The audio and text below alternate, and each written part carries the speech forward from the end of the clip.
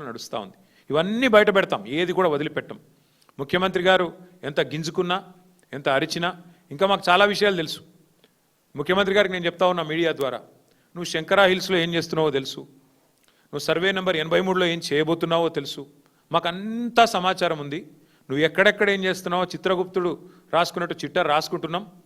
శిశుపాలుడు తప్పులు కదా లెక్కబెట్టి ప్రజలు ఎప్పుడైతే శిరచ్ఛేదం చేసినారో ఆనాడు శ్రీకృష్ణుడు, ఆ టైపులో మీకు కూడా తప్పదు. తప్పులు ఏవైతే చేస్తున్నారో అన్ని ప్రజలు లెక్క కడుతున్నారు, ప్రజలే మీకు శిక్ష వేస్తారు. మాకు అన్నీ కూడా సమాచారం అందుతూ ఉంది ఎప్పటికప్పుడు. మేము అధికారులకు కూడా మళ్ళొకసారి చివరిగా విజ్ఞప్తి చేస్తూ ఉన్నాం, ఈ అరాచకంలో మీరు పాలు పంచుకోకండి. ఇక్కడ జూపల్లి కృష్ణారావు, రేవంత్ రెడ్డి, ఆయన కొడుకు, ఈయన అల్లుడు, వాళ్ళ బాధల మీరు పోయి మీరు అనవసరంగా మీరు బలిపశువులు కాకండి. రోహిన్ రెడ్డి సుమంత్ పంచాయతీలో పారిశ్రామికవేత్తలు ఎవరైతే నలిగిపోతున్నారో పారిశ్రామికవేత్తలకు నేను విజ్ఞప్తి చేస్తూ ఉన్నా, ఈ అరాచకానికి అడ్డుకట్ట వేయాలంటే మీరు కూడా తప్పకుండా మాట్లాడాలి, మీరు కూడా బయటికి రావాలి.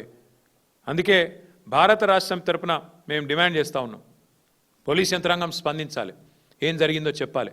తుపాకీ తెచ్చిందేవడో చెప్పాలి, తెచ్చిన తుపాకీ రాముడేవాడు, రోహిన్ రెడ్డా, సుమంత తెలవాలి, ఇచ్చినోడేవాడు అది కూడా తెలవాలి. అట్లాగే ఉత్తమ్ కుమార్ రెడ్డి స్టేట్మెంట్ రికార్డ్ చేయాలి. ఇవన్నీ విషయాలు పారదర్శకంగా ప్రజలకు చెప్పాలి. మీరు కనుక దాచే ప్రయత్నం చేస్తే మా గవర్నమెంట్ 2 ఏళ్లలో వస్తుంది, ప్రతిదాన్ని తవ్వి తీస్తాం. మేము కూడా ఖచ్చితంగా ప్రతిదానికి మిమ్మల్ని ఎవరెవరైతే అధికారులు రిటైర్మెంట్ అయినా తీసుకొచ్చి కూర్చోబెట్టి మళ్ళీ బాధ్యత వహించే విధంగా చేసే రెస్పాన్సిబిలిటీ మేము తీసుకుంటాం. ఈ విషయం మర్చిపోవద్దు, దయచేసి అరాచకత్వానికి అండగా నిలవద్దు అధికారులకు కూడా చెప్తూ, తప్పకుండా అన్ని విషయాలు ప్రజాక్షేత్రంలో మీడియా కూడా ఎప్పటికప్పుడు బయట పెట్టాలని, ఈ అరాచక పర్వానికి అడ్డుకట్ట వేయాలని చెప్పి కూడా మిమ్మల్ని మీడియాను కూడా సహకరించాలని కోరుతూ ధన్యవాదాలు.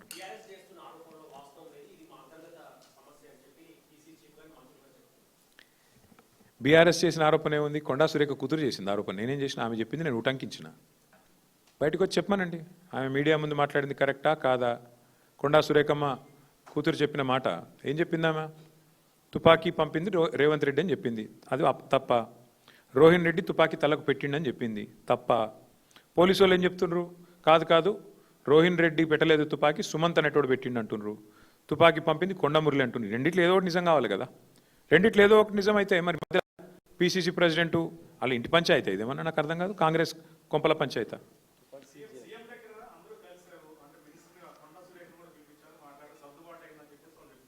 అదే సెటిల్మెంట్లకు అడ్డాగా మారింది ముఖ్యమంత్రిలని నేను చెప్తున్నా. ఏం సర్దుబాటు ఇంతకీ? అంటే మా వాటా మీ వాటా కుదిరింది. చాలా విచిత్రం ఏంటంటే మీ మీడియాలో ఒక వార్త వచ్చింది, నేను చూస్తాను, నవ్వుకున్నది. ఇదంతా టాస్క్ ఫోర్స్ పోలీసుల అత్యుత్సాహం వల్లే అంట. అంటే వాడు దోచుకున్నది బాగానే ఉంది, ఇప్పుడు తుపాకీ పంపింది బాగానే ఉంది, పారిశ్రామికవేత్తకు తుపాకీ పెట్టింది బాగుంది, కానీ పోలీసు వాడు దొంగ ఇంటికి పోతే మాత్రం తప్పైందంట. పోలీసు వాళ్ళు వాళ్ళ డ్యూటీ చేయబోయి దొంగ ఇంటికి పోయి దొంగను పట్టుకునే ప్రయత్నం చేస్తే మాత్రం పోలీసు వాళ్ళు అత్యుత్సాహం వల్ల జరిగిందంటే ఇదంతా. అంటే ఎంత చండాలం, ఎంత అరాచకంగా ఉందో ఈ రాష్ట్రం, ఈ పరిపాలన. ప్రజలు మొహం మీద ఉంచిన చివరి నేను అడుగుతున్నా, రేవంత్ రెడ్డి కంటే బలహీనమైన ముఖ్యమంత్రిని ప్రపంచంలో మీరు ఎక్కడైనా చూసినరా? ఒక మంత్రి కుమార్తె నిన్ను సీదా అంటుంది ముఖం పట్టుకొని, నువ్వే తుపాకీ ఇచ్చినావు అని. నువ్వు ఆ మంత్రిని తీసే దమ్ము కూడా లేదు నీకు. నువ్వేం ముఖ్యమంత్రివా? నాకు అర్థం కాదు, నువ్వు ముఖ్యమంత్రివా? గింత అసమర్థ, గింత పనికిమాలిన నీ సొంత క్యాబినెట్లో పనిచేసే మంత్రికి నువ్వంటే గౌరవం లేదు. ఒక్క మంత్రికి లేదు, పని ఆమెకే కాదు, ఏ ఒక్కడికి లేదు. జూపల్లి కృష్ణారావు నీకు వ్యతిరేకంగా ఉత్తరమే రాసిండు, ఆయనని తీయలేవు. కోమటిరెడ్డి వెంకటరెడ్డి తెల్లారలేస్తే నేను పక్క తీసుకుపోయి తిడుతూనే ఉన్నాడు, ఆయనను ముట్టలేవు. నువ్వేం ముఖ్యమంత్రివా? నాకు అర్థం కాదు. ఒక్క మంత్రికి నువ్వంటే గౌరవం ఉందా? ఒక్క మంత్రి శాఖ మీద నీకు పట్టుందా? పంపకాల్లో వాటాల్లో పంచాయతీలు తప్ప ఏముంది చెప్పండి రాష్ట్రంలో? Thank you. చూద్దాం, నవంబర్ 14 రోజు మాట్లాడదాం. నవంబర్ 14 రోజు అన్నీ మాట్లాడదాం.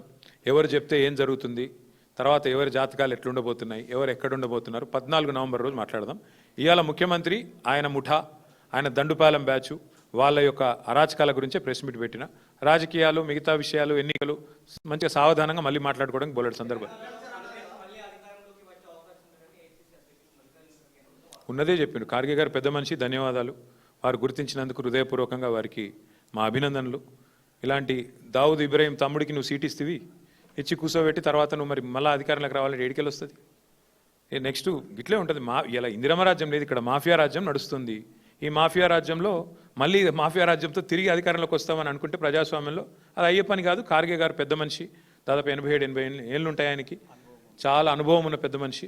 వారికి హృదయపూర్వకంగా మా అభినందనలు. వాస్తవాన్ని గుర్తించినందుకు, గుర్తెరిగినందుకు, అంగీకరించినందుకు.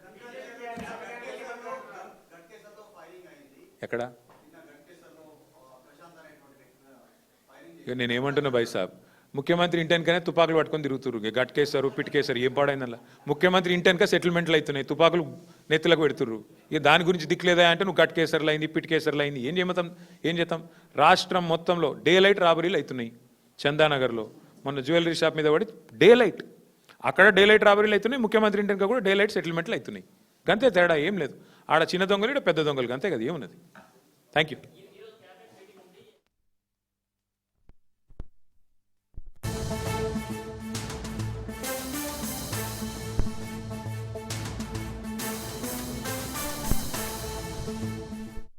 చాలా బాధాకరంగా తెలంగాణ ప్రతిష్టను దెబ్బతీసే స్థాయిలో ఉన్నాయి. ముఖ్యమంత్రి మంత్రుల మధ్యన పంపకాల విషయంలో వచ్చిన పంచాయతీలు ఇవాళ రాష్ట్ర పరువుని, రాష్ట్ర ప్రతిష్టని నడి బజార్లో నించోబెట్టి తెలంగాణ అంటే ఇదా అనే స్థాయిలో మన పరువు పోయే విధంగా వీళ్ళ వ్యవహారాలు ఉన్నాయి.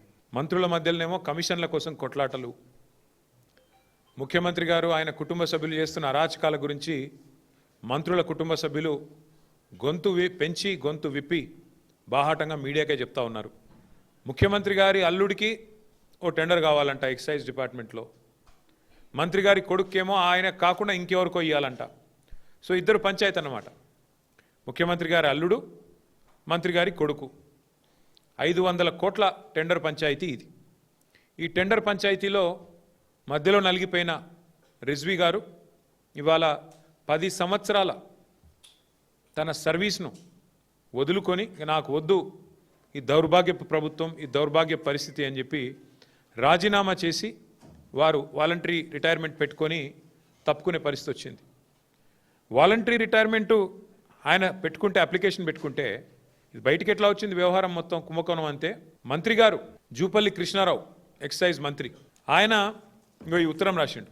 ఈయన అధికారి, ఐఏఎస్ అధికారి గారు పెట్టుకున్న వాలంటరీ రిటైర్మెంట్ను ఆమోదించవద్దు, ఆయన మీద ఎంక్వైరీ చేయాలి, నేను చెప్పినట్టు వినలేదు, ముఖ్యమంత్రి చెప్పినట్టు విన్నాడు, ఆయన అల్లునికి వచ్చింది, నా కొడుకు రాలేదు. ఆ అధికారి మీద కక్ష తీర్చుకోవడానికి మంత్రి గారు రాసిన ఉత్తరం అధికారిని చివరికి తన వాలంటరీ తీసుకునే, రిటైర్మెంట్ తీసుకునే పరిస్థితి తెచ్చింది.